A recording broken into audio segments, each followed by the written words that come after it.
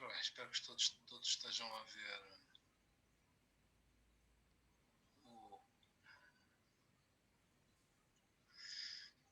o PowerPoint e, portanto, vamos começar precisamente pelo início, como é óbvio, o conceito de célula. Ora bem, aliás, eu na altura chamei-vos a atenção para isto. Estas primeiras aulas foram sobretudo aulas com uma informação que se destinava sobretudo ao enquadramento e são aulas de introdução ao assunto que nos interessa, sobretudo, que são as células, a ultraestrutura celular.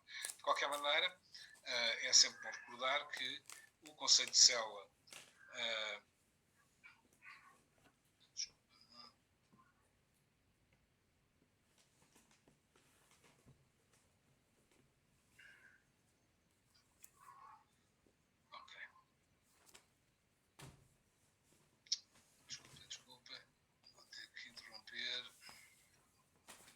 voltamos já ao PowerPoint, está bem? Deixa-me só alterar uma coisa que eu pensava que já estava resolvido e não está.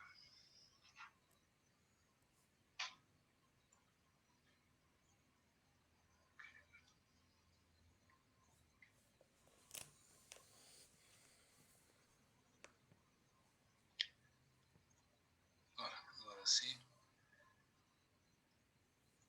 Ora bem, espero que toda a gente esteja então a ver o PowerPoint que está a ser partilhado. Portanto, estávamos a falar do conceito de célula. Obviamente toda a gente se recorda que a célula é a unidade estrutural e funcional de todos os organismos e apresentam características que fazem com que ela seja considerada, digamos, a unidade da vida, daquilo que é, digamos, aquilo que são as funções vitais, as funções que estão na base da vida de todos os organismos. E, portanto, temos aqui, na altura falámos disto muito rapidamente, são obviamente estruturas extremamente complexas, as células são muito, muito organizadas, todas elas, desde as mais simples às mais complexas, têm um programa genético, têm forma de utilizar essa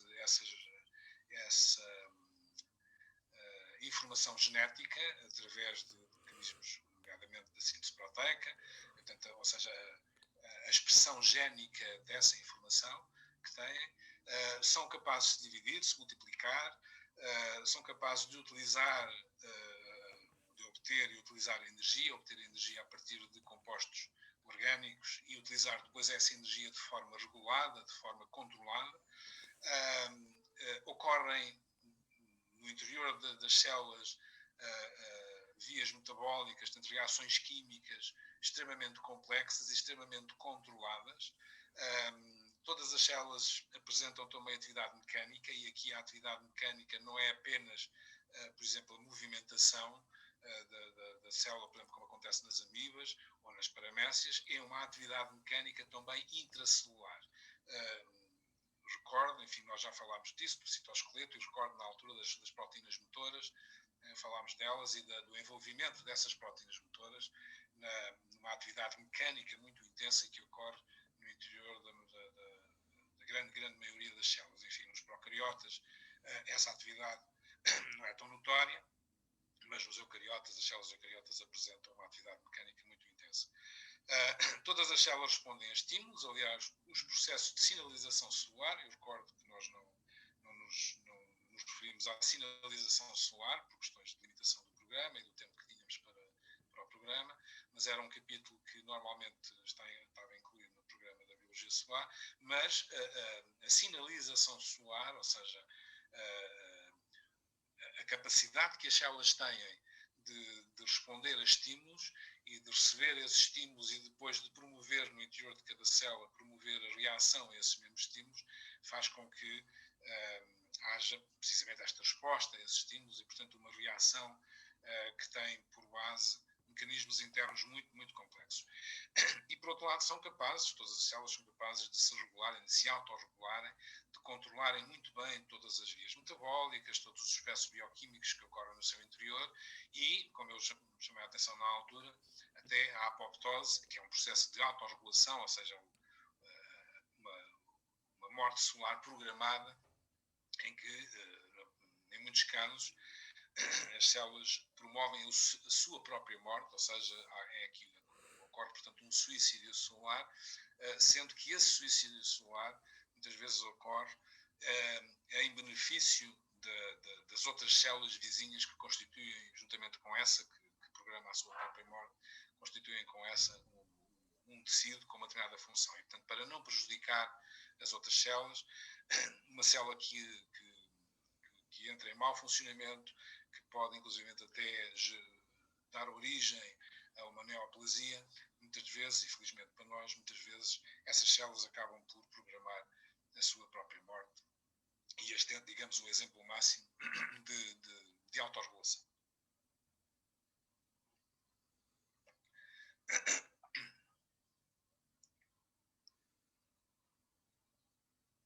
Ora bem, depois falámos das biomoléculas.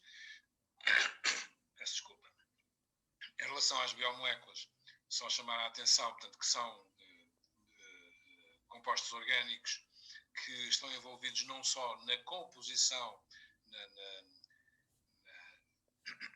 na composição estrutural, ou seja, na construção estrutural das próprias células. Nós pensamos tanto nas membranas, que têm fosfolípidos, têm proteínas, têm hidratos de carbono. Ao nível do núcleo vamos encontrar os ácidos nucleicos, vamos encontrar proteínas, vamos encontrar também uma série de outras moléculas, lípidos.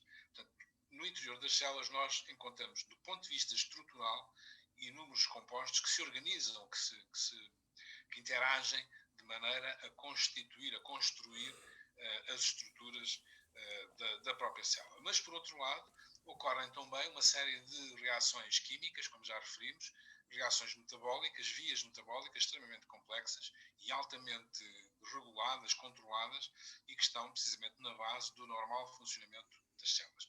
Portanto, e estas moléculas que estão envolvidas quer na construção das células, quer nas vias metabólicas dessas próprias células, convém que nós conhecermos estas moléculas, saber como é que elas se organizam, como é que elas interagem, porque compreenderemos muito mais facilmente a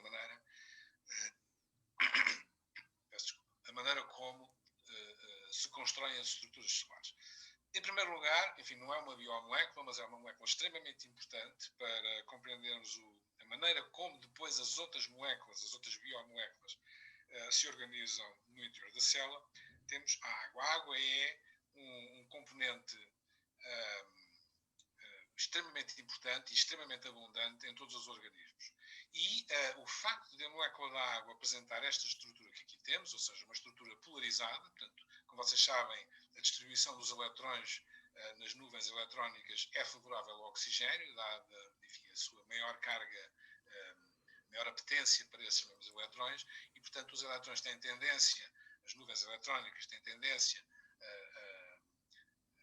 digamos, a fluir mais para a zona do oxigênio, e forma-se aqui uma estrutura polarizada com carga positiva no lado da molécula da água, onde estão localizados os hidrogénios, e carga negativa do lado do oxigênio. Portanto, isto faz com que as moléculas de água se comportem de forma muito, muito particular, por exemplo, quando dissolvem compostos iónicos, como é, por exemplo, o caso do sal, o cloreto de sódio. O cloreto de sódio dentro da água vai se dissolver precisamente porque o próprio cloreto de sódio é ele também polarizado, ou seja, o elemento sódio ioniza positivamente, o elemento cloro ioniza negativamente, dadas as suas características eletrónicas, e, portanto, esta ionização do sódio e do cloro faz com que facilmente as moléculas da água, porque são polarizadas, separem muito bem, muito facilmente o sódio do cloro, e, portanto, dissolve-se,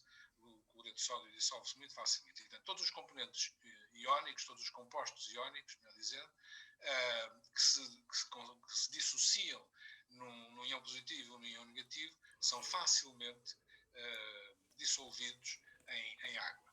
Por outro lado, há outras moléculas que não apresentam polaridade, portanto não estão ionizadas, portanto não há qualquer polaridade nestas moléculas, são moléculas não polares, é o que acontece com as gorduras, é o que acontece, por exemplo, com o octano, que é um gás, acontece com, é um solvente orgânico, mas acontece com o clorofórmio, acontece com uma série de compostos que, não sendo polares, portanto, não estando polarizados, não se dissolvem na água. As próprias gorduras, que, por exemplo, constituem o azeite, os ácidos gordos, não se dissolvem na água e, por isso mesmo, o azeite não se dissolve. Podemos, com a agitação, fazer com que o azeite se divida em pequenas gotículas, mas depois, em repouso, essas gotículas acabam por se juntar e não se dissolvem na água. Isto porquê? Precisamente porque são compostos não polares. E a molécula da água consegue dissolver muito bem apenas os compostos que ionizam, os compostos polares, os apolares não os consegue dissolver. Isto é muito importante para nós percebermos a forma como depois as biomoléculas se vão organizar nas células, uma vez que o interior das células é um meio aquoso.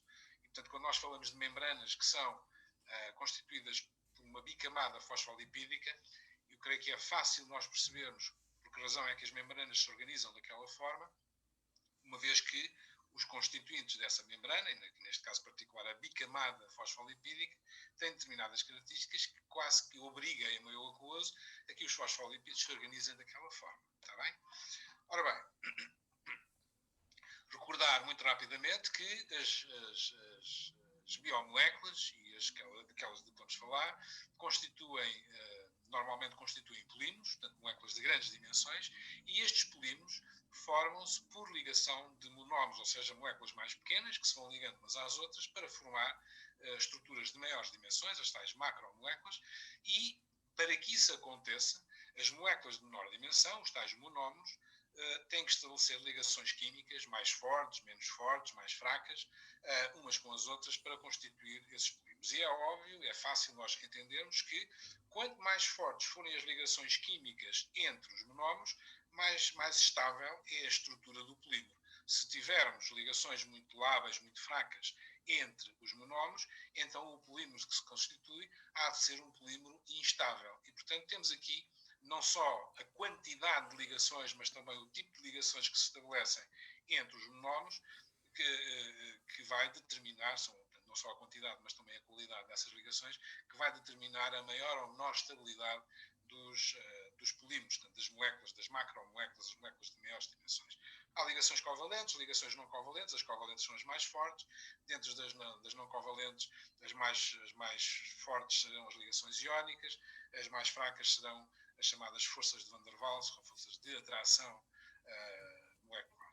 Portanto, as macromoléculas são constituídas por monómeros que se ligam entre si através destes vários tipos de ligações químicas.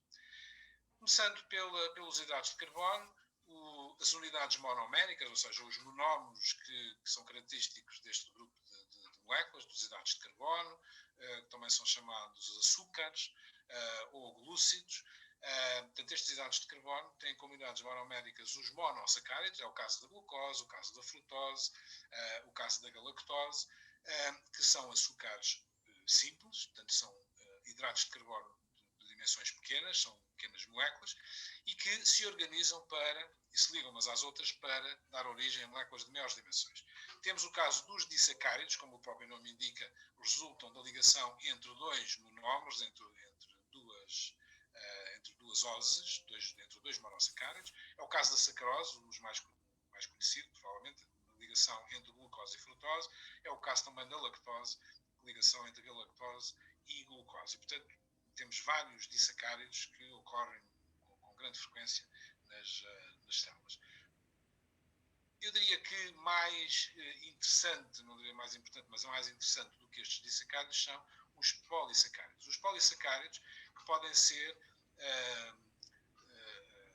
estruturais ou então de armazenamento, ou seja, falta-me agora o termo, mas nós temos dois tipos que estão aqui representados, dois tipos de polissacáridos. Os polissacáridos estruturais, neste caso a celulose, é um polissacárido que ocorre em grandes quantidades nas paredes celulares das células vegetais e que resultam da ligação de moléculas de glucose umas às outras através da ligação beta-1,4. Ou seja, há aqui uma determinada configuração da ligação entre as duas moléculas de glucose. E esta ligação, esta configuração beta-1,4 faz com que nós não tenhamos a capacidade de digerir a celulose, portanto ela mantém-se intacta ao longo do nosso tubo digestivo, e por outro lado a estrutura da celulose é uma estrutura linear, que leva precisamente depois à formação das microfibrilhas que constituem o complemento principal das paredes solares das células vegetais. Temos depois os polissacáridos, dois tipos de polissacáridos de reserva, o amido e o glicogênio. O amido que resulta da ligação entre moléculas de glucose com configuração alfa-1,4, é uma ligação que nós facilmente hidrolisamos no nosso sistema digestivo. Logo na cavidade bucal, na saliva, existem alfa-amilases que quebram esta ligação e, portanto, as moléculas de glucose começam a separar-se umas das outras. E essa digestão continua depois no estômago e no intestino e, portanto, facilmente nós conseguimos obter moléculas de glucose a partir do amido que ingerimos. Existe também algum amido que é ramificado, mas todo ele é constituído por moléculas de glucose e todas estas moléculas de glucose nós conseguimos aproveitá-las através do nosso sistema digestivo e aproveitá-las em termos energéticos, portanto, uma vez que a glucose é o principal fornecedor de energia nos nossos sistemas vitais. Por outro lado, o glicogênio é também um polissacárido de reserva. O amido, como referi, portanto, é o polissacárido de reserva que ocorre nos vegetais, nas plantas. O glicogênio é o polissacárido de reserva que ocorre nas células animais e nas células dos fungos. E no caso das células animais, os organismos mais evoluídos, nomeadamente os mamíferos, há uma grande quantidade de glicogênio que é armazenada nos hepatócitos, nas células do fígado.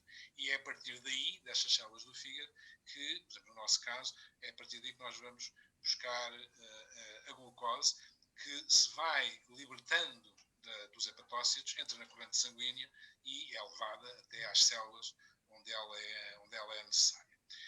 Neste caso, o glicogênio tem uma cadeia ramificada, só moléculas de glucose. Aliás, neste caso, quer na celulose, quer no amido, quer no glicogênio, só temos moléculas de glucose ligadas umas às outras. E neste caso, temos também ligações alfa-1,4, à semelhança do que acontece no amido, mas temos depois nas ramificações ligações alfa-1,6.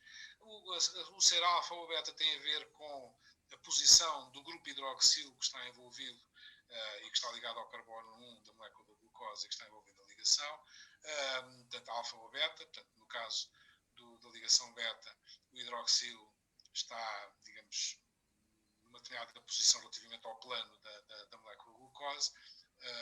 Na configuração alfa estará numa outra posição. Já agora temos aqui a chamada alfa-glucose, em que reparem, no carbono 1 o hidroxilo está para baixo, o grupo OH no carbono 1 está virado para baixo, enquanto que se fosse a beta-glucose estaria o grupo hidroxilo em cima, posicionado no carbono 1 em cima. É a única diferença entre alfa e beta-glucose. Só que isso depois resulta no tipo de ligação alfa, em que temos os hidroxilos para baixo, portanto, a ligação faz-se desta forma. Se o hidroxilo está para cima, uma vez que é o hidroxilo OH que está envolvido na ligação, a ligação terá uma outra configuração. Isto faz com que, por exemplo, na celulose, como eu já referi, a estrutura da molécula seja linear, enquanto que no amido a estrutura é helicoidal.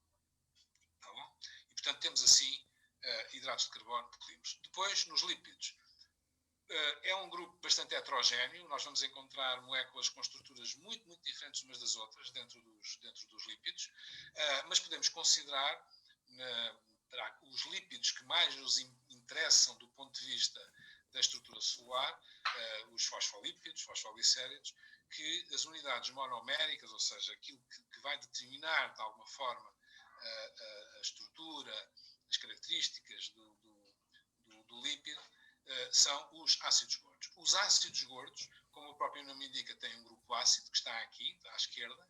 Este grupo ácido tem tendência a ionizar, uma vez que o oxigênio tem tendência a captar eletrões e, portanto, ioniza negativamente. E, portanto, temos assim uma molécula com alguma polaridade nesta zona terminal, mas todo o resto é uma zona apolar. Isto faz com que os lípidos que resultam da formação dos ácidos gordos, a ligação dos ácidos gordos uns aos outros, como já iremos ver, acabam por ter uma característica muito, muito, muito peculiar. É o que acontece com os triglicéridos, por um lado, em que os ácidos gordos se ligam a uma molécula de glicerol, que é também uma molécula de natureza lipídica, e estas cadeias de ácidos gordos vão esterificar, ou seja, através do tal grupo ácido, perdendo aqui uma molécula de água entre o glicerol e o ácido gordo, estabelece aqui uma ligação, chama-se uma ligação éster, e esta ligação é bastante estável e, portanto, temos assim um triglicérido. Significa que temos uma molécula de glicerol com 3 cadeias de ácidos gordos, triglicérido. É importante referir já que, dependendo do grau de insaturação das cadeias de ácidos gordos que formam o triglicérido, a estrutura da molécula pode variar muito. Aqui temos 2 exemplos. Um exemplo em que as 3 cadeias de ácidos gordos são cadeias saturadas, ou seja, não há qualquer ligação química. Temos aqui o ácido esteárico, é um ácido gordo que, por exemplo, surge no azeite, que não tem qualquer ligação dupla, e é o que temos aqui. Temos aqui 3 cadeias de ácido esteárico, do ácido gordo, o estearato, e em baixo temos o óleo de linhaça, que tem na sua formação, portanto, o glicerol, e depois 3 cadeias de ácidos gordos com ligações duplas. Aqui 2, aqui 1 e aqui 2. E estas ligações duplas fazem com que a cadeia deixe de ser linear, como temos em cima, e passe a apresentar flexões ao longo dessa mesma cadeia. E esta presença de ligações duplas e da alteração da linearidade das cadeias de ácidos gordos é muito importante daqui a pouco, quando falarmos dos fosfolípidos membranares. Okay? Os fosfolípidos, que resultam precisamente de uma pequena alteração dos triglicéridos, surgem porque a molécula de glicerol é esterificada em 2 posições por ácidos gordos, como aqui vemos, mas a terceira posição, em vez de ter um ácido gordo, como acontece nos triglicéridos, não. Tem aquilo que nós chamamos um grupo adicional. E o grupo adicional tem sempre um grupo fosfato que estabelece a ligação entre, precisamente, o glicerol e o grupo adicional que é característico de cada fosfolípido. Está bem? E, portanto, o que resulta agora, e pensando que estas moléculas estão no meio aquoso, o que resulta aqui no fosfolípido é que nós temos uma zona da molécula que é altamente hidrófoba, ou seja, não é solúvel em água, e temos uma outra parte da molécula que tem alguma afinidade para a água, apesar de não ser propriamente solúvel em água, mas tem alguma afinidade porque está ionizada. Reparem, temos aqui no grupo adicional um íon positivo, apesar de termos aqui íons negativos, também temos aqui um íon positivo, ou seja, é uma estrutura ionizada. E sendo uma estrutura ionizada, ela já é hidrófila. Não tem forçosamente que se dissolver em água, mas é hidrófila, tem afinidade para a água. Isto faz com que os fosfolípidos, ocorrendo no meio aquoso, tenham tendência a organizar-se desta forma. Ou seja, são moléculas que nós chamamos moléculas anfipáticas, portanto, que têm esta dualidade, portanto, uma zona apolar e uma zona polar, e por isso mesmo, em meio aquoso, têm a tendência a organizar-se de uma destas formas. Em micelas, que são gotículas lipídicas, em que a componente hidrófoba está para o interior e a parte mais hidrófila está para o exterior, esta zona do grupo adicional. Podem ser lipossomas, que são também estruturas globulares, mas que são ocas, porque existem 2 camadas de fosfolípidos que constituem precisamente esta câmara interna.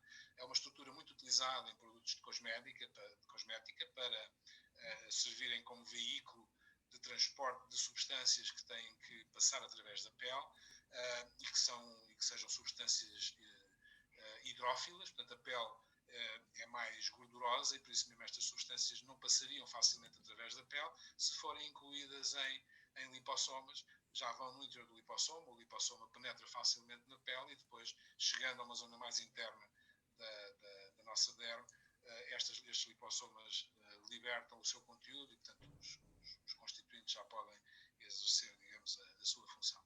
Ou então, uma situação que é a mais frequente dentro das células, que é a formação de bicamadas fosfolipídicas, em que, mais uma vez, nós temos a porção, as zonas hidrófobas das cadeias de ácidos gordos para o interior da estrutura e as zonas hidrófilas para o exterior, em contacto precisamente com o meio aquoso.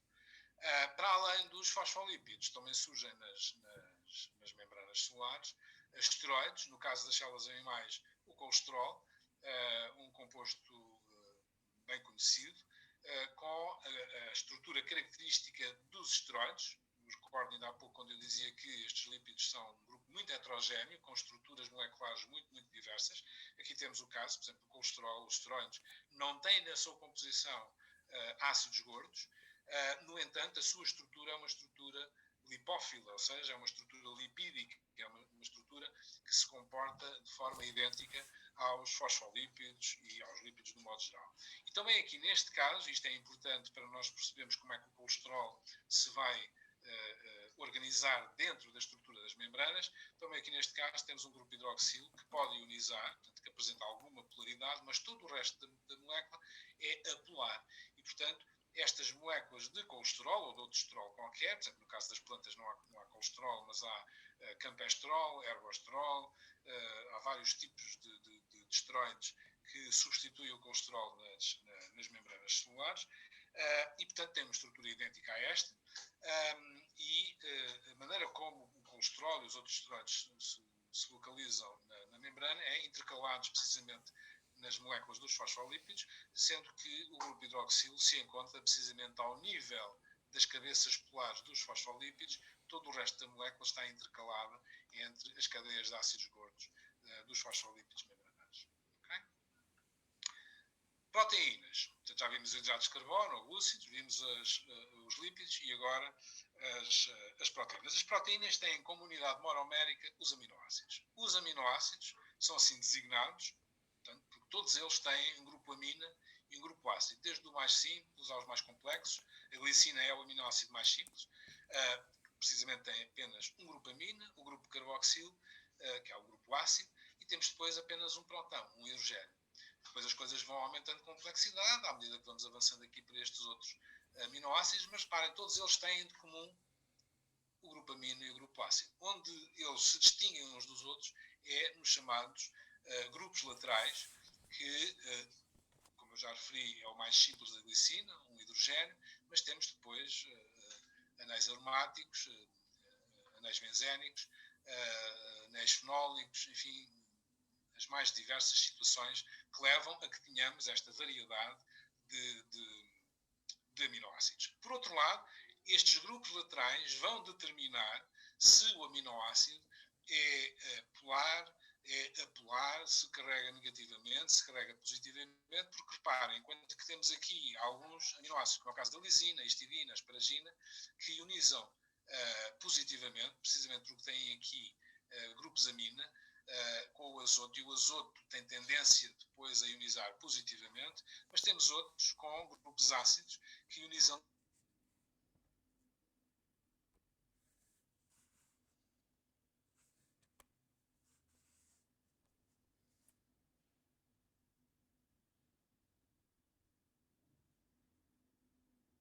iónicas entre aminoácidos que tenham grupos laterais ionizados positivamente e aminoácidos que têm grupos laterais ionizados negativamente. Se eles estiverem localizados em locais da proteína, mas na sequência dos aminoácidos, podem estar localizados longe um do outro, mas depois, com a configuração da própria proteína, eles podem aproximar-se, estabelecer ligação e fazer com que a proteína adquira uma determinada estrutura. Okay? E, portanto, estes grupos laterais são importantes para nós percebermos como é que depois a proteína se pode organizar. A cisteína é um caso também muito emblemático, uma vez que estes grupos SH, estes grupos sulfidril, vão permitir a formação das chamadas pontes de sulfito, como acontece, por exemplo, no caso da cisteína, que nós falámos nas aulas teóricas.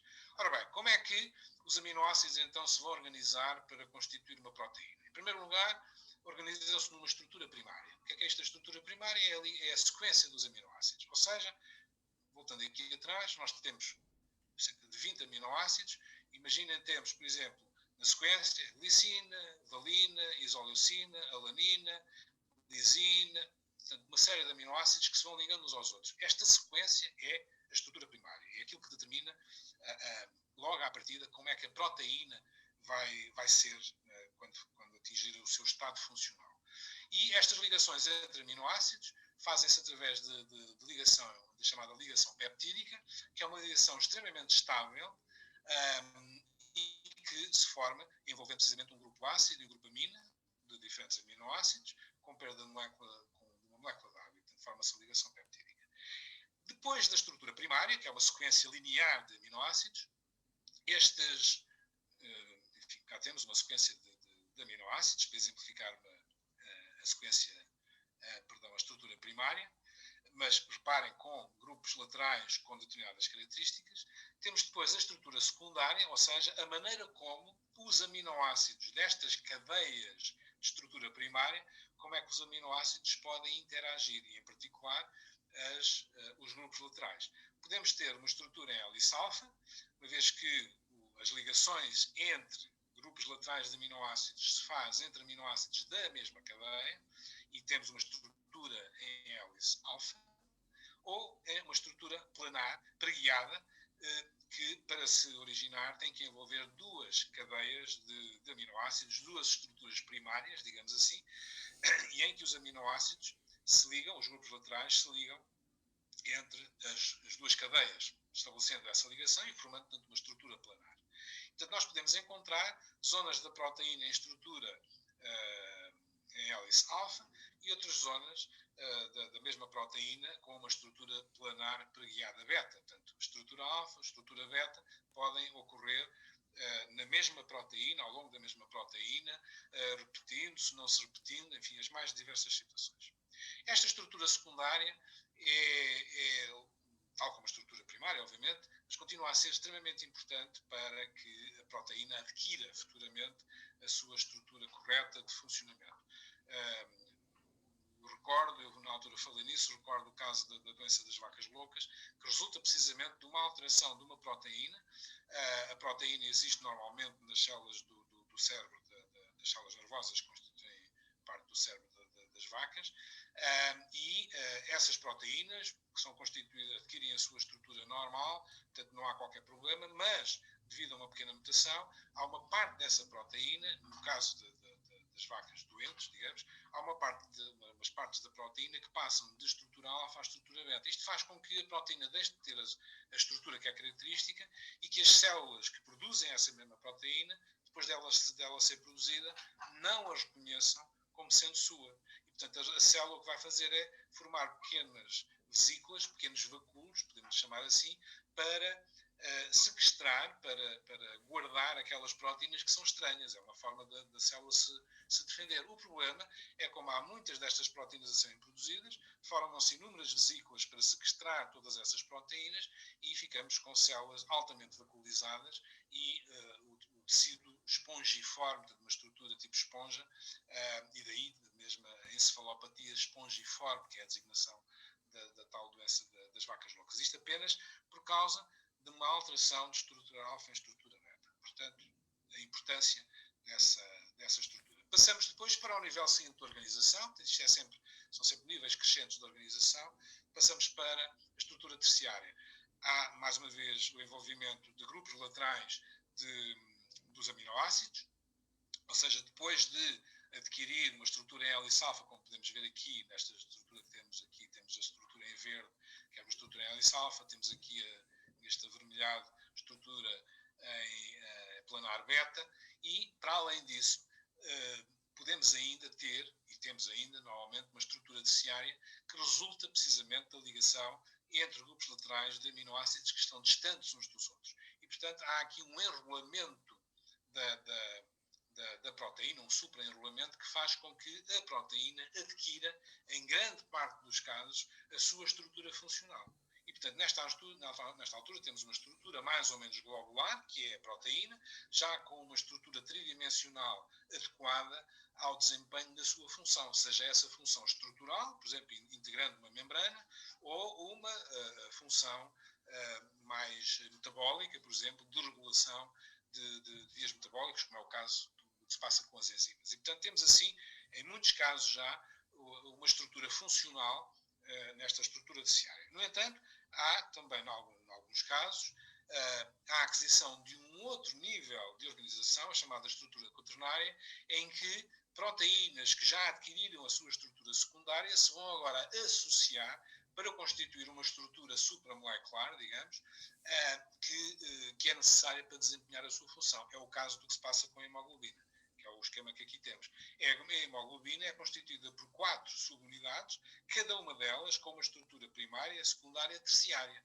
Depois de adquirirem a estrutura terciária, cada uma destas 4 subunidades vão estabelecer ligações entre si para formar esta proteína de grandes dimensões, que tem esta estrutura quaternária e que só assim é que é funcional. Se ela não adquirir a estrutura quaternária, ela não é funcional. Está bem? Portanto, tem que atingir este nível. Mas, insisto, nem todas as proteínas, para serem funcionais, nem todas as proteínas têm que atingir esta estrutura quaternária. Há muitas que se ficam pela estrutura terciária e já são funcionais. Okay? Mas, pelo menos, a estrutura terciária têm que adquirir. Portanto, chegam sempre à estrutura terciária. Em algumas, eventualmente, vão até à estrutura quaternária para ficarem proteínas funcionais. Okay? Ácidos nucleicos e nucleoproteínas, um outro grupo de biomoléculas. Os ácidos nucleicos, enfim, toda a gente já ouviu falar dos ácidos nucleicos, DNA, RNA, que são constituídos, portanto, a sua unidade monomérica são os ácidos, são os nucleótidos. Cada nucleótido é constituído por uma base, um açúcar e um grupo fosfato. Temos aqui o exemplo da adenosina monofosfato, porque só tem um grupo fosfato. Adenosina porquê? Porque tem a adenina como base e tem, neste caso, a ribose como o açúcar. Em vez da ribose, podemos ter desoxirribose, e, portanto, é uma das diferenças entre RNA e DNA. Portanto, o DNA tem desoxirribose, o RNA tem ribose nos seus nucleótidos. E as bases que ocorrem, quer no DNA, quer no RNA, a guanina, a citosina e a adenina. No caso do DNA, ainda temos a timina. No caso do RNA, temos ainda o uracilo. E estes nucleótidos vão ligar-se uns aos outros através do grupo fosfato e do carbono 5 do nucleótido seguinte, do açúcar do nucleótido seguinte,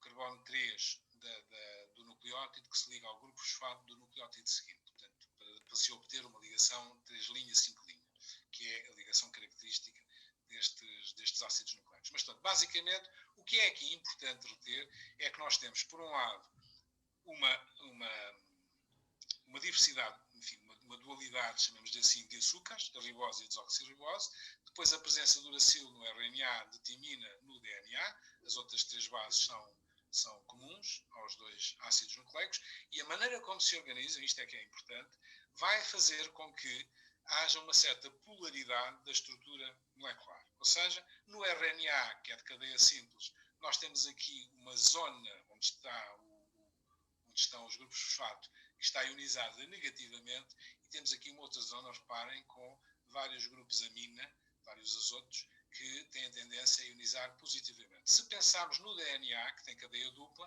o que é que vai acontecer? O que nós vamos ter à periferia, no DNA, ou melhor, é a presença precisamente de grupos fosfato, quer de um lado, quer do outro, e por isso mesmo a superfície da molécula de DNA é predominantemente ionizada negativamente. E isto é importante para nós percebermos depois a formação das chamadas nucleoproteínas, ou seja, a associação de proteínas ao DNA, para formar, neste caso, a cromatina. A cromatina é uma nucleoproteína. O que é que acontece na cromatina? Temos a cadeia de DNA que, como vimos há bocadinho, perifericamente está ionizada negativamente por causa dos grupos fosfato, e as proteínas que se vão ligar ao DNA são proteínas básicas. Isto significa que estas proteínas são básicas porquê? Porque têm aminoácidos com os grupos laterais ionizados positivamente. E, portanto, estabelece-se aqui uma ligação iónica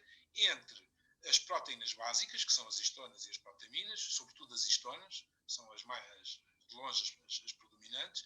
As histonas são proteínas que têm aminoácidos com grupos laterais que ionizam positivamente e que se estabelecem ligação iónica com o grupo fosfato do DNA, que está à superfície da molécula de DNA, e, portanto, estabelece ali uma ligação iónica.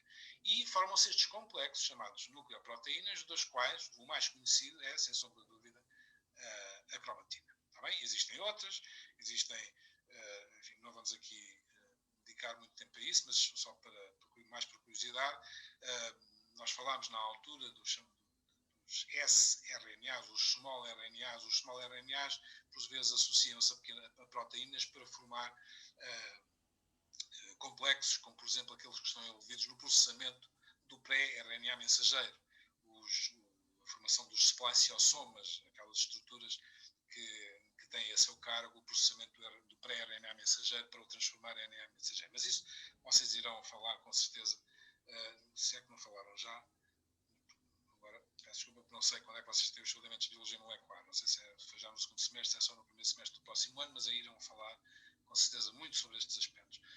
Mas, tanto ácidos nucleicos, nucleoproteínas, tanto biomoléculas, é muito importante nós percebermos como é que elas interagem, o que é que caracteriza cada uma destas biomoléculas, para percebermos depois como é que elas interagem para constituir as estruturas celulares e dar estrutura, precisamente, às membranas, aos organídeos, enfim, a toda a célula, ao fim e ao cabo. Falámos também, na altura, da síntese proteica. Enfim, um aspecto que é importante, uma vez que, mais uma vez, temos aqui uma interação de biomoléculas que tem que decorrer de forma correta para que o resultado seja o esperado e, portanto, que tudo funcione normalmente. E, portanto, temos assim aquilo que nós chamamos a tradução da mensagem que está inserida no RNA mensageiro. Portanto, eu recordo que o RNA mensageiro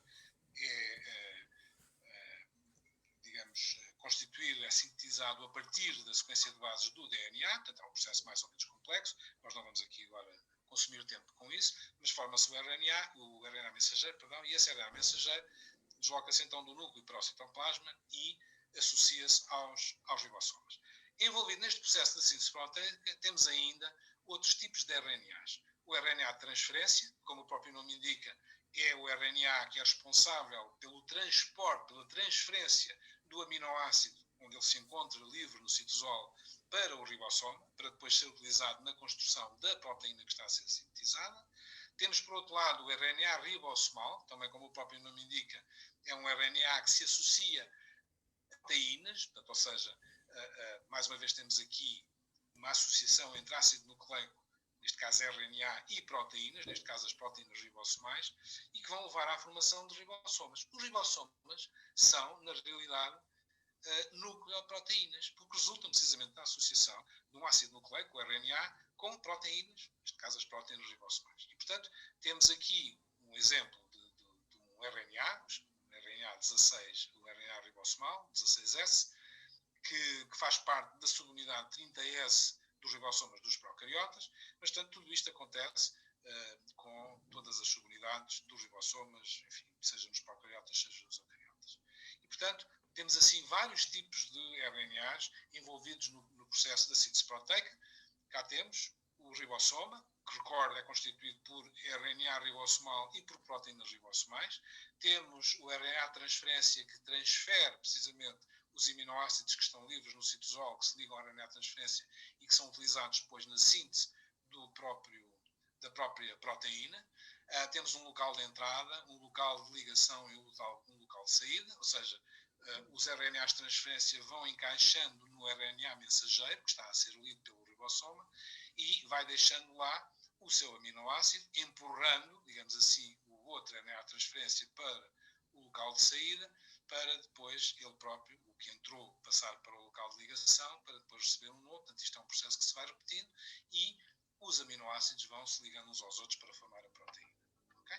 No final, temos uma sequência de aminoácidos, está aqui em azul, portanto a nova proteína, e esta proteína tem que ser depois processada. Ou seja, nós temos inicialmente a estrutura primária da sequência de aminoácidos, temos a tendência natural para que os aminoácidos comecem a interagir uns com os outros para a aquisição da estrutura secundária, estrutura terciária e por aí fora, mas por vezes estas proteínas são mantidas com uma forma linear pelas chaperonas citosólicas, ou seja, as chaperonas são também proteínas que ajudam a nova proteína, a proteína que está a ser sintetizada, a manter uma determinada estrutura. Imaginem que esta proteína é uma proteína que desempenha a sua função na matriz da mitocôndria. Ela ainda não pode adquirir aqui a sua estrutura funcional. Ela vai ser transferida até à mitocôndria para depois aí, então, depois de entrar na mitocôndria, entrar para a matriz mitocondrial, então aí adquirir a sua estrutura. E portanto, temos neste processo, neste processamento, digamos, das proteínas, ou seja, desde que elas são sintetizadas até atingirem a sua estrutura funcional, nós podemos ter várias situações. Podemos ter situações em que a proteína é sintetizada no ribossoma e de imediato adquire a sua estrutura funcional. É o que se passa, por exemplo, com as proteínas, que são, por exemplo, enzimas de vias metabólicas que ocorrem precisamente no citosol, portanto, elas não precisam de mais nenhum processamento a não ser adquirir a sua forma funcional no próprio citosol, mas temos outras, como eu referi as da mitocôndria, que têm que ser transferidas para o interior da mitocôndria e depois já no interior da mitocôndria têm outras chaperonas mitocondriais, portanto, que estão lá dentro da mitocôndria, que ajudam a proteína a adquirir uma determinada estrutura e muitas das vezes também temos outras proteínas de maiores dimensões, chamadas chaperoninas, que também ajudam a nova proteína a adquirir a sua estrutura funcional. Portanto, o que é importante aqui realçar é que após a síntese da proteína, ela é processada com o envolvimento de outras proteínas, nomeadamente as chaperonas e as chaperoninas, as duas ou só as chaperonas, enfim, temos as mais diversas situações, está bem? Portanto, temos, em muitos casos, temos a necessidade de que ocorra um processamento das proteínas, ou seja, a ajuda à aquisição da sua estrutura funcional por parte de outras proteínas. Okay? Origem e evolução celular, portanto, biomoléculas. Muito rapidamente passamos para a evolução celular. Só recordar que esta questão da evolução celular parte precisamente da comparação entre procariotas e eucariotas e vimos que, apesar das diferenças, há depois grandes semelhanças. E estas grandes semelhanças levam-nos a questionar precisamente a existência de um ancestral comum a procariotas e eucariotas. E, portanto, em termos de evolução celular, o primeiro passo terá sido, obviamente, o aparecimento da célula, enquanto estrutura organizada.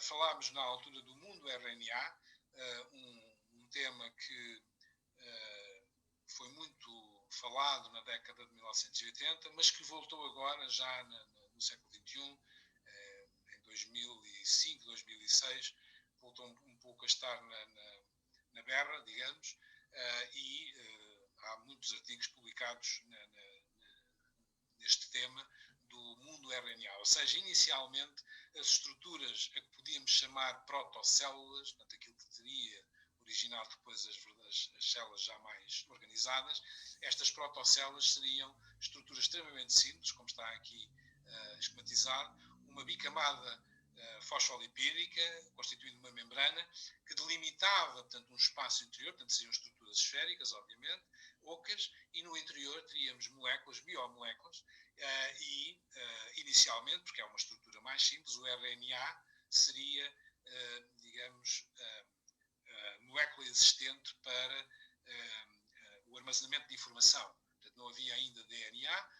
O RNA é uma cadeia simples, portanto é mais fácil de construir do que um DNA, mas a pouco e pouco estas protocélulas terão evoluído, obviamente, depois para sistemas mais estáveis e que passam precisamente pelo aparecimento do DNA, que é muito mais estável que o RNA, e pelo estabelecimento da relação entre sequência de bases e sequência de aminoácidos. Sequência de bases no DNA e no RNA e sequência de aminoácidos nas proteínas.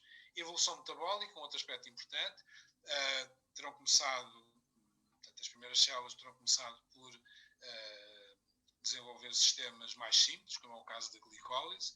São sistemas mais simples e, por isso mesmo, menos rentáveis do ponto de vista da obtenção de energia, a partir de moléculas orgânicas, mas terão evoluído, as células terão evoluído ao ponto de desenvolverem sistemas tão complexos como a fotossíntese e o metabolismo oxidativo. E aqui a curiosidade é que o metabolismo oxidativo só é possível depois do aparecimento da fotossíntese. Porquê? Porque não existia oxigênio na atmosfera, é a fotossíntese, quando ela surge, é a fotossíntese que começa a libertar oxigênio molecular para a atmosfera, e é esse oxigênio molecular que depois permite a evolução para o metabolismo oxidativo, que, como podemos ver, gera muito mais ATPs do que a glicólise, portanto, o processo anaeróbio, e, portanto, muito mais rentável do ponto de vista da obtenção de energia. Temos depois a evolução dos procariotas para eucariotas. É óbvio que é uma etapa extremamente importante na evolução dos organismos e digamos, a grande característica nesta passagem de procariota para eucariota é a compartimentação celular, ou seja, o facto de termos a formação de compartimentos, de organídeos, o termos uma individualização do núcleo, com a formação precisamente de um invólucro nuclear e de um núcleo bem definido e bem delimitado, separando aquilo que está dentro do núcleo, tanto o código genético, a informação genética e a regulação dessa mesma informação genética, separada do que se passa no restante espaço celular, neste caso ao nível do citoplasma, e permitiu também, por outro lado, que as células aumentassem de dimensão, uma vez que as funções desempenhadas eram desempenhadas dentro dos diversos compartimentos, por um lado tornavam-se mais eficientes, tornavam-se, quer do ponto de vista energético, quer do ponto de vista estrutural, eram processos mais rentáveis e por isso mesmo as células puderam evoluir mais rapidamente e tornar-se muito mais eficientes. Para explicar esta passagem de procariota a eucariota, a teoria endossimbionte continua a ser a mais aceita hoje em dia.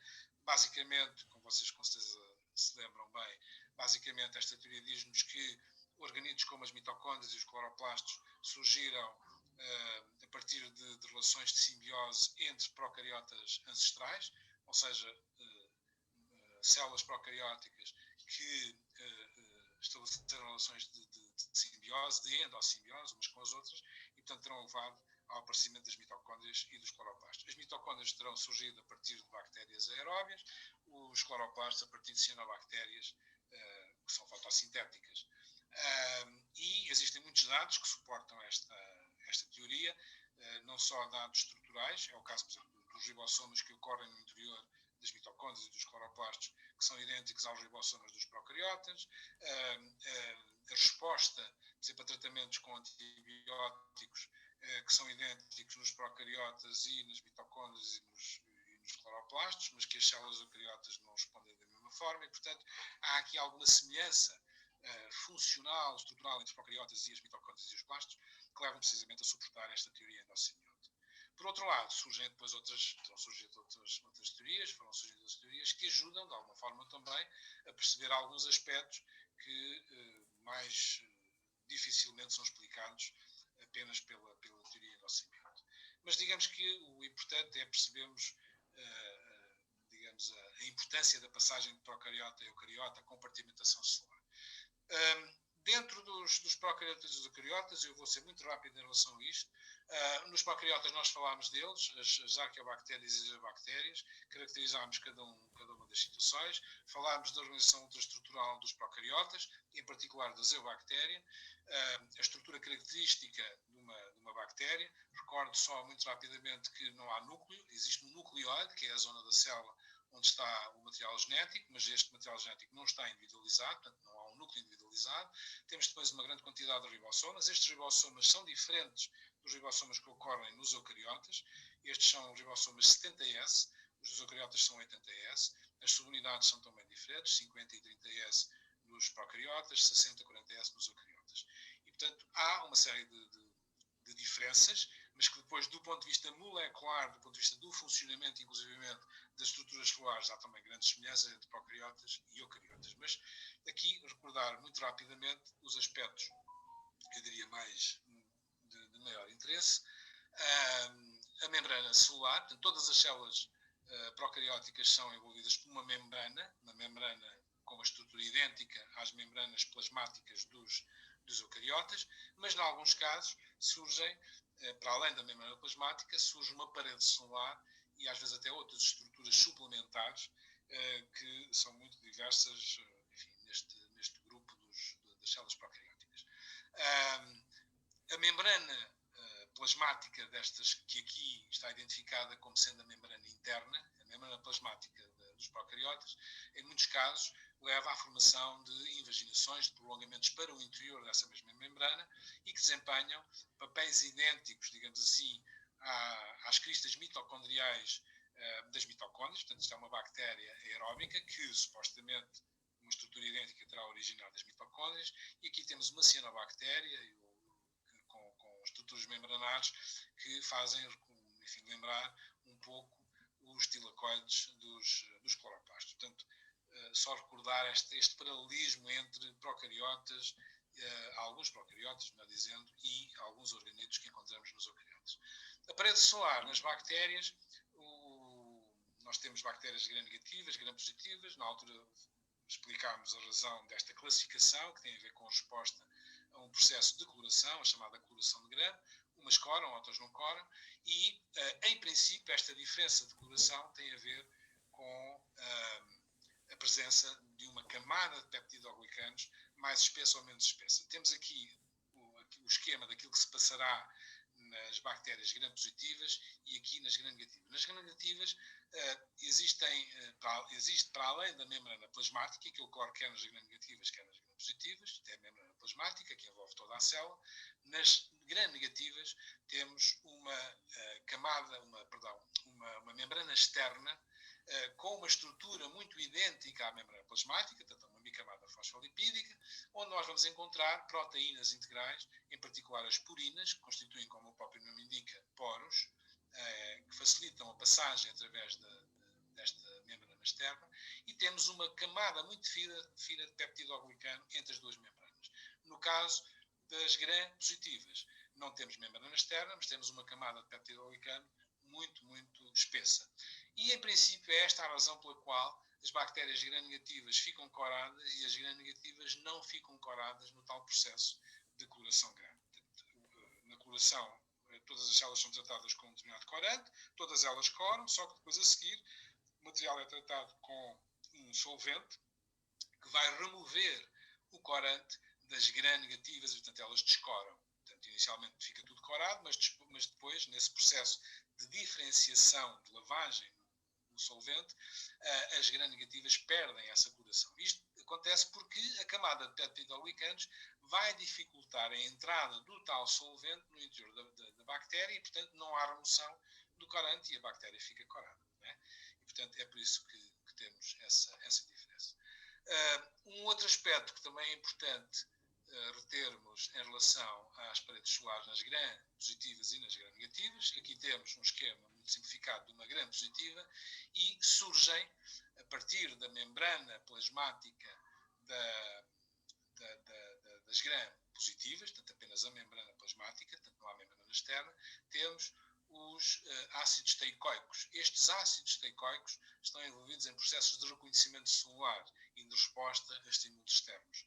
Nas gram-negativas não há ácidos teicoicos, mas existem, ligados à membrana externa das bactérias gram-negativas, encontram-se aquilo que muitas vezes são designados os antigénios zero, que são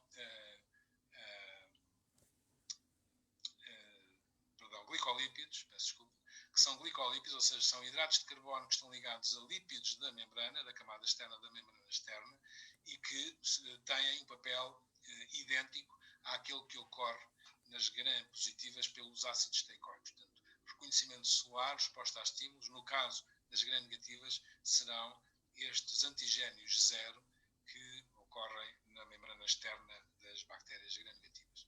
Para além desta parede celular, poderão ainda existir outras estruturas, nomeadamente a cápsula, a camada S, enfim, mas que são aspectos que para já não são muito importantes. Todas estas coisas vocês desenvolvem-nas depois muito na biologia microbiana, que acho que tiveram lá no segundo semestre, e, portanto, provavelmente nesta altura saberão muito mais do que aquilo que eu vos estou agora aqui a falar. Para além da parede solar, podemos encontrar ainda os flagelos. Os flagelos são estruturas, neste caso, os flagelos dos procariotas, são estruturas muito simples, constituídos por flagelina, uma proteína, e que têm uma zona muito longa, que é o filamento, e na zona de inserção na própria célula têm o gancho, que promove a curvatura na zona da membrana plasmática, e depois o corpo basal, que, como o próprio nome indica, constitui a base do filamento e que permite a inserção, o encaixe do filamento na membrana plasmática. Neste caso está aqui exemplificado, está de uma bactéria gram-negativa, uma vez temos aqui uma membrana externa e, portanto, haverá estruturas de anéis neste corpo basal que permite precisamente o encaixe nas membranas. Aqui tínhamos o funcionamento do filamento. Para além dos flagelos, temos ainda os pili, ou fímbrias, que são estruturas filamentosas também, mas que não estão envolvidas em movimento, nem nada que se pareça, e que aparentemente estão envolvidos em processos de reconhecimento e de adesão celular. Está bem? E que ocorrem, por exemplo, quando as bactérias se conjugam nos processos de chamada reprodução parassexual, porque não há uma verdadeira incorporação de todo o material genético do dador no receptor, é apenas uma parte do DNA da bactéria dadora que passa para a bactéria receptor. E, portanto, daí que se designa por um processo de reprodução parassexuada, porque não é verdadeiramente reprodução sexuada. Okay? Passamos rapidamente para a célula eucariota. Estamos um bocadinho atrasados. Eu espero que isto não vos traga muitos inconvenientes. Eu vou continuar. Portanto, nos eucariotas, o que é de reter? Obviamente, a compartimentação celular, que já referimos na passagem de procariota e eucariota, a especialização dos diversos organismos nas diversas funções, que faz com que haja uma maior eficiência no desempenho das diversas funções que ocorrem ao nível da célula eucariota. Para além dos organídeos, a ocorrência, por exemplo, de um citoesqueleto bastante complexo, que está na base de uma atividade mecânica muito intensa, que é muito importante para a vida das células eucariotas. Um outro processo também importante nesta evolução dos eucariotas é a passagem dos unicelulares aos multicelulares, aos pluricelulares. Terá sido uma evolução que passa por estruturas coloniais, portanto, organismos unicelulares que se organizaram em colónias.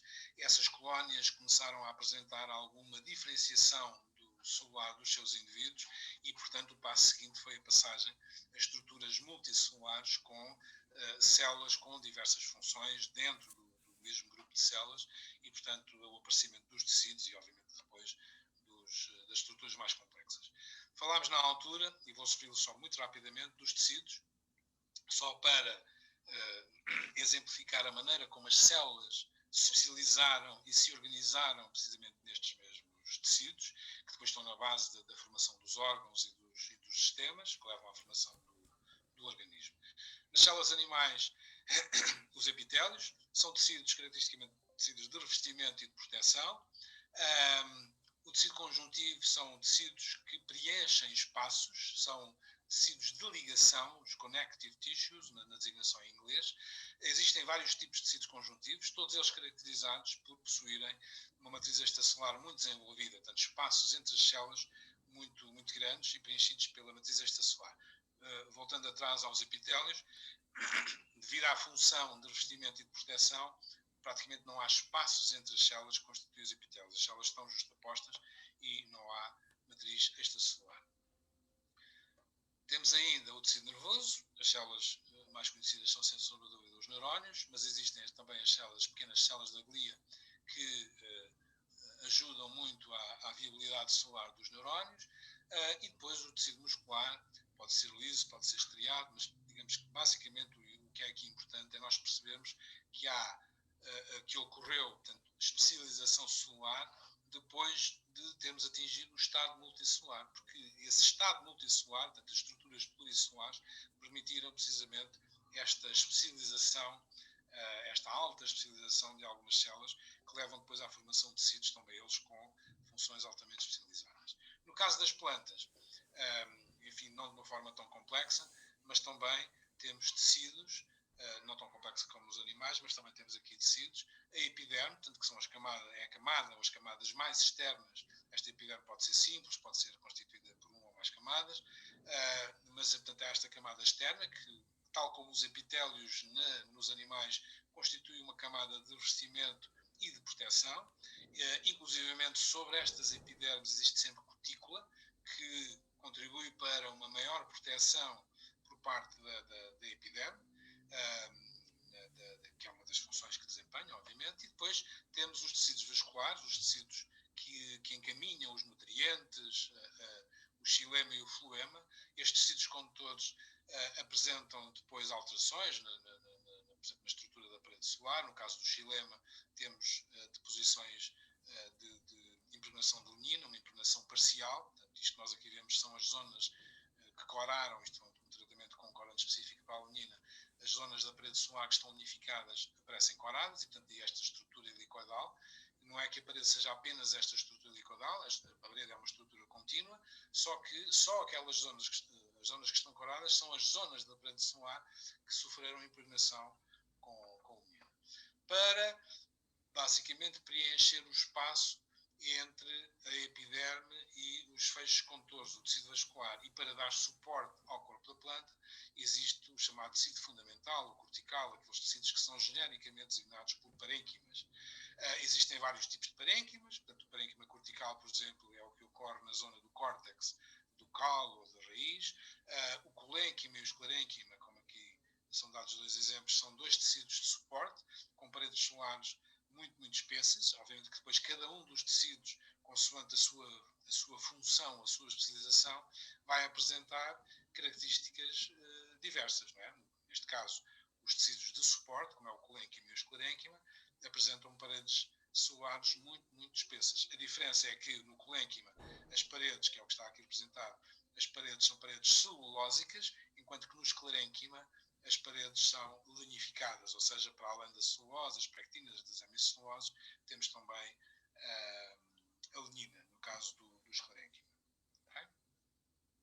Matriz extracelular, estávamos precisamente a falar dela, todas as células têm mais ou menos desenvolvida uma matriz extracelular. Obviamente que existem exceções, mas vamos partir deste princípio. Portanto, as células, sejam células animais, células vegetais, até os procariotas, têm sempre algo para além da membrana plasmática, para o exterior da membrana plasmática, têm normalmente alguns constituintes, que podem constituir ou não uma matriz extracelular mais ou menos desenvolvida. No caso das células vegetais, temos a parede solar. A parede solar é basicamente constituída por celulose, hemicelulose e pectinas. A celulose, já falámos dela há pouco, ligações beta-1,4 entre as moléculas de glucose, formam estruturas lineares. Estas moléculas lineares vão se juntar para formar as microfibrilhas de celulose. Estas microfibrilhas de celulose depois começam a juntar-se umas às outras, através das ligações que se estabelecem com as hemiceluloses, e, mais do que isso, temos depois pectinas a envolver também estas mesmas estruturas. As hemiceluloses são polissacáridos ramificados, como vemos aqui, enfim, de dimensão média, e que estabelecem ligação entre diferentes microfibrilhas de celulose, digamos, dando algum corpo à matriz extracelular, à parede celular, e as pectinas, que são polissacáridos ácidos, ionizam negativamente, formam complexos com o cálcio, absorvem água e formam uma massa gelificada que envolve todas estas estruturas fibrilares, celulose, das hemiceluloses, e também envolvem, obviamente, proteínas, como é o caso das extensinas, que surgem também juntamente com todos estes hidratos de carbono. A celulose, as hemiceluloses, as pectinas são hidratos de carbono, são açúcares, são glúcidos. As extensinas são proteínas, representam uma parte, digamos, reduzida em termos percentuais da parede celular, mas existem, em alguns casos, em quantidades consideráveis, nomeadamente em células jovens, que ainda vão alterar a sua dimensão. Portanto, a expansão, aliás, o próprio nome dá essa ideia de extensão. O crescimento das células obriga a que as paredes solares se estendam, e, portanto, esta extensão das paredes solares é possível devido precisamente à presença destas extensinas. Este é um mecanismo através do qual a parede solar se pode expandir, ou seja, as ligações entre as hemiceluloses e as microfibrilhas de celulose têm que se desfazer, têm que se quebrar, para permitir que as microfibrilhas de celulose deslizem umas em relação às outras, se afastem umas das outras, para permitir a expansão das células. E é aí também que as extensinas que falámos há pouco, e as expansinas, que são enzimas que quebram as tais ligações com as hemiceluloses, e tudo isto acaba por funcionar de forma controlada, porque obviamente não se podem quebrar todas as ligações em simultâneo, porque senão, devido à pressão osmótica que se faz sentir dentro das células vegetais, havia ruptura da parede solar. E, portanto, há determinadas zonas onde ocorre ruptura das hemiceluloses com as celuloses, portanto, há expansão nessa zona, depois noutra zona, e, portanto, de forma regulada, de forma controlada, as paredes solares vão aumentando, vão permitindo a expansão da célula e ela vai precisamente aumentando o seu volume. Alterações à composição química da parede solar, a lunificação, falámos na altura, portanto, deposição de lunina ao nível da parede, pode ser parcial, pode ser total. Esta lunificação leva à impermeabilização da parede solar, a sobreficação, uma outra alteração. O Suber é um polímero de ácidos gordos e de fenóis, está aqui esquematizado de forma muito simples, portanto são moléculas de grandes dimensões que impregnam a parede solar e que conferem também impermeabilização. É o que acontece com a cortiça. A soberificação é aquilo que leva, portanto, ou melhor, a cortiça é o melhor exemplo que existe de soberificação, uma soberificação obviamente bastante intensa. A cutinização, já há pouco referimos, a formação de cutícula sobre as epidermes que revestem o corpo da planta, a parte aérea do corpo da planta. Esta cutinização tem a ver com a posição de cutícula, que é a tal estrutura, e esta cutícula é constituída por cutina e por ceras. Quer a cutina, quer as ceras são compostos que se formam a partir de ácidos gordos, são polímeros de ácidos gordos, por isso mesmo são substâncias de natureza lipídica e que levam à impermeabilização e aumentam, digamos, a capacidade também de proteção por parte das epidermes. Como é que se forma a parede solar nas células vegetais? Como é que ocorre a biogénese? Quando uma célula vegetal se divide, na zona mediana que separa as duas células filhas, forma-se a placa solar. Esta placa solar resulta precisamente da fusão de pequenas vesículas que se vão juntando umas às outras, vão se fundindo, formam a placa solar e no interior destas vesículas são transportados os precursores, nomeadamente as hemiceluloses e as pectinas, que vão constituir a nova parede solar. Também nestas mesmas vesículas, ao nível da membrana das vesículas, temos chamadas celulose sintases, ou seja, sistemas proteicos que levam à formação das microfibrilhas de celulose. Portanto, temos aqui a membrana, neste caso já é a membrana plasmática, mas esta membrana plasmática resulta, quando se forma a placa celular, resulta precisamente da fusão destas vesículas umas com as outras, e portanto, quando esta fusão leva à interrupção completa da célula-mãe, nas duas células filhas, à separação, portanto, à citocinese, nessa altura nós temos aqui estas duas membranas que passam a ser as membranas plasmáticas da célula de cima e da célula de baixo. E, portanto, nestas membranas, que passam a ser membranas plasmáticas, nós vamos encontrar as celulose-sintases, que são estruturas em forma de roseta, portanto, são complexos proteicos que têm à sua responsabilidade a síntese das microfibrilhas de celulose, a partir de moléculas de glucose. Ou seja, as microfibrilhas de celulose são de tal maneira grandes que não podem ser sintetizadas no interior da célula. Elas têm que ser sintetizadas já do lado de fora da célula, do lado de fora da membrana plasmática.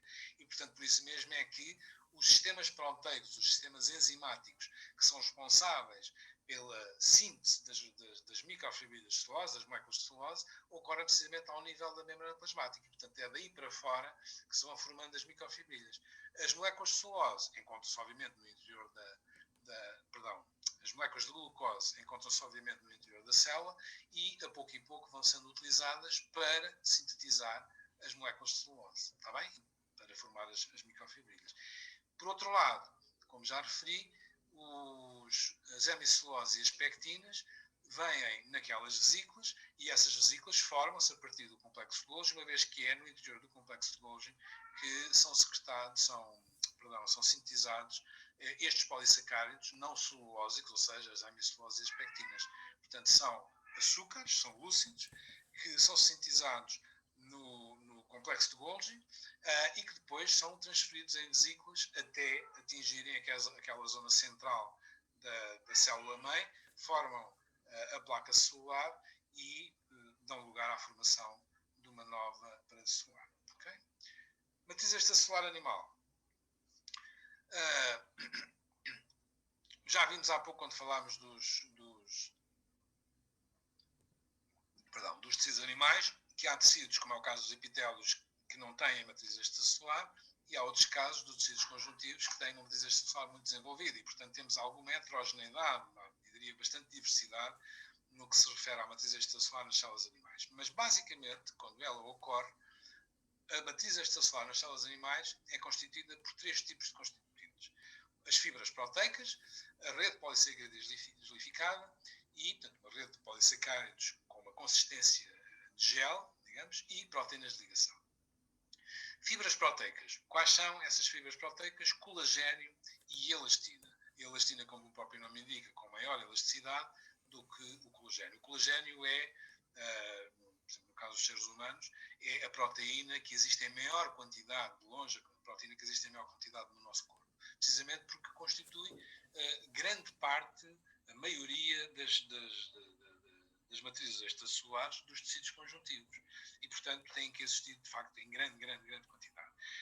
O colagênio é constituído, obviamente, por aminoácidos, é uma proteína. O curioso é que de 3 em 3 aminoácidos ocorre uma glicina e, pelo meio, os outros 2 aminoácidos, os que ocorrem em maior quantidade, são a prolina e a hidroxiprolina. E, portanto, estas cadeias proteicas que constituem o colagênio, portanto, o colagênio é uma cadeia tripla, mas estas cadeias triplas só aparecem sob a forma de colagênio já no exterior da célula. Isto porquê? Porque os chamados procolagénios, que são os precursores do colagênio, são sintetizados no retículo endoplasmático. Temos aqui esquematizado, portanto, temos retículo endoplasmático. Estes procolagénios são sintetizados no lumen do retículo. Reparem que a zona terminal dos procolagénios tem este aspecto mais ou menos frouxo, mas à medida que vão sendo secretados para o exterior, ou seja, são transferidos em vesículas de grandes dimensões, estes procolagénios são transferidos para a membrana plasmática, as vesículas fundem-se com a membrana plasmática e libertam para o exterior os procolagénios. Assim que passam para o exterior, já no espaço extracelular, existem peptidases do procolagênio, peptidases, portanto, quebram ligações peptídicas, que o que vão fazer, estas peptidases, é cortar, digamos, estas extremidades para que a molécula de colagênio que resulta seja uma molécula com a estrutura que é característica do colagênio. Estas hélices triplas vão agora juntar-se umas às outras para formar as fibrilhas que, por outro lado, depois se juntam para formar as fibras de colagênio. Portanto, aquilo que é visível em microscopia óptica são estas fibras de colagênio, obviamente, não são nem as fibrilhas nem as moléculas de colagênio. Aquilo que nós observamos são as fibras de colagênio. Está bem? E recordo que o processo tem início no retículo endoplasmático. Está bem? Portanto, o procolagênio é sintetizado no retículo endoplasmático e depois transferido em vesículas para o espaço extracelular, fusão das vesículas com a membrana plasmática e só depois é que o colagênio é processado. Peptidases do procolagênio que cortam as extremidades para dar lugar à formação da hélice tripla de colagênio. No caso da elastina, como eu referi, bastante mais elástica do que o colagênio. Rede polissacarídica gelificada. Porquê é que ocorre esta rede polissacarídica com uma consistência gelificada? Porque esta rede polissacarídica é constituída por glicosaminoglicanos e proteoglicanos. Os glicosaminoglicanos são polinos, são oligosacáridos, portanto são glúcidos, são hidratos de carbono, ácidos, portanto estão ionizados aqui negativamente, e à semelhança do que acontece com as pectinas, na parede celular das células vegetais, também aqui nós temos, digamos, a apetência destes glicosaminoglicanos para formar complexos com o cálcio e para absorver água. O que é que vai acontecer? Estes açúcares, juntamente com o cálcio e com a água, formam uma massa tipo gel, portanto uma massa gelificada, que acaba por envolver os outros constituintes da matriz extracelular. Temos as fibras proteicas, que já falámos, o colagênio e a elastina, e temos também estes proteoglicanos. O que são os proteoglicanos? São estas cadeias de proteína às quais se ligam os glicosaminoglicanos. Isto é como se tivéssemos aqui níveis diferentes de organização. Começamos pelos glicosaminoglicanos, que são estas cadeiazinhas que estão aqui, o sulfato de condroitina, Cada uma destas cadeias é um sulfato de condroitina, isto é um glicosaminoglicano. Temos agora vários glicosaminoglicanos, uns maiores, outros mais pequenos, ligados a uma proteína. O resultado, portanto, isto que nós aqui temos, isto que aqui está, é um proteoglicano, ou seja, o que resulta da junção dos glicosaminoglicanos à proteína. Por outro lado, estes proteoglicanos vão ligar-se a um outro glicosaminoglicano de grandes dimensões, que é o ácido hialurónico. Portanto, formam-se assim estas estruturas, eu diria enormes, que têm locais de ligação, como iremos ver, depois a outros constituintes da matriz extracelular das células animais. E, portanto, são estes proteoglicanos, glicosaminoglicanos, portanto, são estas estruturas complexas que, tendo uma consistência gelificada, acabam por ir envolver todos os outros constituintes da matriz extracelular. Estes glicosaminoglicanos são sintetizados, digamos, a meias entre o reticuloplasmático e os proteoglicanos, a meias entre o reticuloplasmático e o complexo de Golgi. Porquê? Porque as proteínas são sintetizadas no reticuloplasmático. Portanto, eu recordo que na estrutura dos proteoglicanos temos proteína, ela é sintetizada no reticuloplasmático, e temos os glicosaminoglicanos, que são hidratos de carbono, que são sintetizados no complexo de Golgi. Portanto, o que vai acontecer é que os proteoglicanos sintetizados no reticuloplasmático são depois transferidos para o complexo de Golgi, e aí no complexo de Golgi ligam-se aos glicosaminoglicanos, formam-se os proteoglicanos, e quando chegam, digamos, ao exterior, irão ligar-se ao ácido hialurónico. E porquê é que só aí se ligam ao ácido hialurónico? O ácido hialurónico é sintetizado em estruturas enzimáticas que estão na membrana plasmática e que sintetizam o ácido hialurónico para o exterior, um pouco à semelhança do que acontece com a celulose nas células vegetais. Está bem? Portanto, que formam-se cadeias de ácido hialurónico, e quando os proteoglicanos, constituídos pelas proteínas e pelos glicosaminoglicanos, quando eles chegam cá fora, vão ligar-se precisamente ao ácido hialurónico, que entretanto se formou já para o exterior da membrana plasmática. Okay? Temos ainda as proteínas de ligação, como o próprio nome indica, são pequenas proteínas, que fazem parte também da matriz extracelular das células animais e que estabelecem ligação com os outros constituintes. Só a título de exemplo, reparem, temos aqui a fibronectina, que é uma proteína muito típica da matriz extracelular das células animais, uma proteína de ligação, que tem locais de ligação aos proteoglicanos, locais de ligação à célula. Reparem, temos aqui um grupo RGD, isto significa que é uma parte da proteína que tem estes três aminoácidos, arginina, glicina e asparagina. E já vão perceber porque é que eu assinalei isto. E temos aqui locais de ligação ao colagênio, ou seja, esta proteína acaba por estabelecer ligações cruzadas com diferentes estruturas. Aqui a laminina, outra, locais de ligação ao colagênio, locais de ligação à intactina, que é uma outra proteína de ligação, locais de ligação à célula, locais de ligação ao proteoglicano. Portanto, proteínas de ligação, na prática, o que fazem é estabelecer ligações cruzadas com os constituintes, os diversos constituintes da matriz extracelular. E aqui temos outras proteínas de ligação, estas bastante particulares, as integrinas, que já estão integradas na membrana plasmática e que têm mais ou menos esta estrutura que está aqui esquematizada. E reparem, nós temos aqui, a azul é o exterior da célula, a rosa o interior da célula, temos a membrana plasmática, e reparem o local de ligação ao RGD, a tal sequência de aminoácidos da fibronectina, aqui. E, portanto, isto significa que esta zona da integrina tem aqui um local de ligação específico, uma sequência que liga especificamente àquela zona RGD da fibronectina. Portanto, é fácil nós percebermos que, entre outras coisas, estas integrinas o que fazem é estabelecer a ligação entre a própria célula e a membrana plasmática e a matriz extracelular. É como se servissem de âncora à matriz extracelular, que é constituída por uma série de constituintes, mas depois tem que aderir à própria célula. E essa adesão à célula é, em parte, derivada da presença destas integrinas na membrana plasmática. Okay? Ora bem,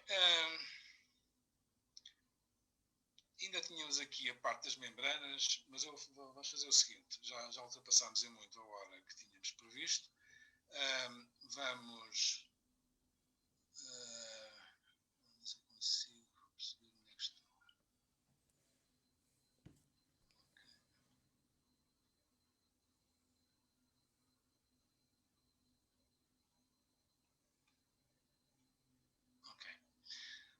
Ora bem, a minha sugestão é, enfim, temos aqui muito mais gente do que tínhamos inicialmente, mas a minha sugestão é que paremos por aqui.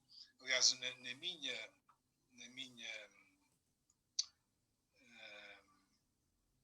programação inicial, eu tinha deixado precisamente as membranas para a segunda sessão Zoom. E, portanto, nesta primeira sessão ficaríamos aqui na matriz. Mas depois achei que talvez desse tempo para ir às membranas. Mas é notório que não dá, e, portanto, não vos quero também estar a saturar com isto. E, portanto, na próxima sessão, que será amanhã, não é? Amanhã às 16, se não me engano. Amanhã às 16 pegaremos precisamente aqui, na parte das membranas. Portanto, ainda vamos ter mais 2 sessões Zoom, pelo menos mais 2 sessões Zoom da parte teórica.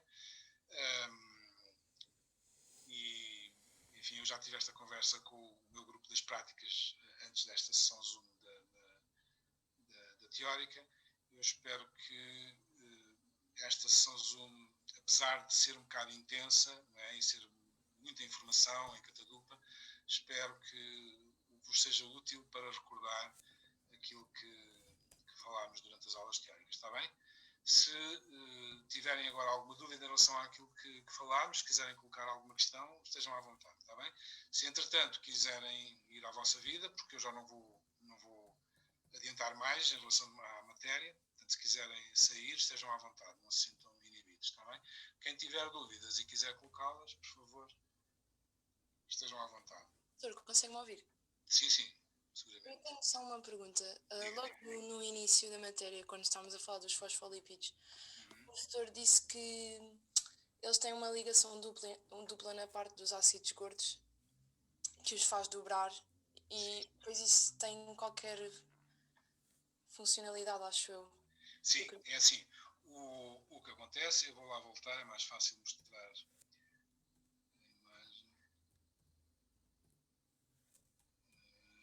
Aqui. Quando nós formos quando falarmos, enfim, na próxima sessão, nas membranas, vai ser fácil perceber isso, mas eu explico muito rapidamente já.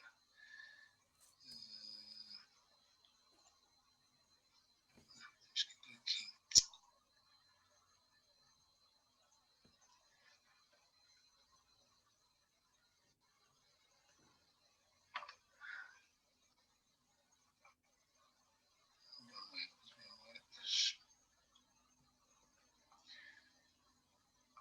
Aqui é nesta. Aqui. Ora bem, como estava a dizer, portanto, temos neste caso, no caso dos triglicéridos, mas acontece também no caso dos fosfolípidos. Nos triglicéridos temos 3 cadeias de ácidos gordos, nos fosfolípidos temos só 2 cadeias de ácidos gordos. Mas a imagem que eu quero é esta, para mostrar o seguinte: quando nós não temos ligações duplas, portanto, ligação dupla, por exemplo, temos aqui uma cadeia carbonada, não é? Portanto, isto é o ácido estiárico que está aqui representado, é isto que está aqui. Esta é a estrutura molecular. Temos um ácido gordo, temos o grupo ácido e depois temos uma cadeia carbonada, que é carbono, carbono, carbono, com hidrogénios. Ok? Digamos que mais simples do que isto não poderia ser. E, portanto, se reparar, todos os tracinhos que estão entre os carbonos são simples. Significa que são ligações que estão saturadas. Não há a possibilidade de aqui estabelecer mais nenhuma ligação, ou seja, não entra aqui mais nenhum átomo, nem hidrogênio, nem nada. Okay? E o que é que acontece? Quando, e temos aqui em cima, deixa-me só tirar aqui esta coisa. Okay. Temos aqui em cima o exemplo, por exemplo, uma cadeia saturada, que é aquilo que eu acabei de referir, em que temos só ligações simples, não há ligações duplas, e temos aqui uma situação em que temos, portanto, é uma cadeia insaturada, porque temos pelo menos uma ligação que é dupla. Porquê é que é insaturada? Porque eu posso, utilizando obviamente energia e outros átomos, eu posso aqui introduzir, por exemplo, hidrogénios, levando a que fique dentro à de cima. E, portanto, iria saturar a molécula. Mas neste caso ela é insaturada. E, portanto, uma vez que temos ligações duplas, a estereoquímica que é promovida devido à presença destas ligações duplas, que são ligações, sendo duplas, estabilizam um determinado posicionamento dos átomos, neste caso os átomos de carbono, em relação ao outro, Portanto, o que vai acontecer é que, em vez de ser uma estrutura linear, como acontece na cadeia saturada, esta ligação dupla faz com que haja aqui uma inflexão entre estes dois átomos de carbono e faz, portanto, com que aconteça isto. Repare, quando nós temos uma ligação dupla, temos aqui uma curvatura acentuada, faz com que a cadeia de ácido gordo apresente esta nova configuração, o que faz com que, se reparar, esta zona do lípido, do triglicérido, é, digamos, em termos dimensionais, é mais larga, é mais volumosa do que esta zona deste mesmo triglicérido. São ambos triglicéridos, mas esta estrutura molecular ocupa mais espaço do que aquela e é menos compactada do que aquela. Isto é importante. Enfim, eu esperava lá chegar hoje, não cheguei, às membranas.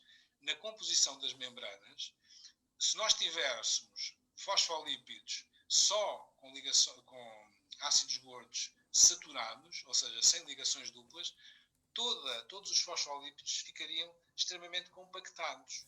E a fluidez das membranas, seria uma fluidez muito, muito reduzida. Obviamente seria mau, seria impossível para as células sobreviverem dessa forma, porque a fluidez membranar é muito, muito importante para que todas as funcionalidades que ocorrem ao nível das membranas, e da membrana plasmática em particular, só são possíveis precisamente por causa dessa fluidez membranar.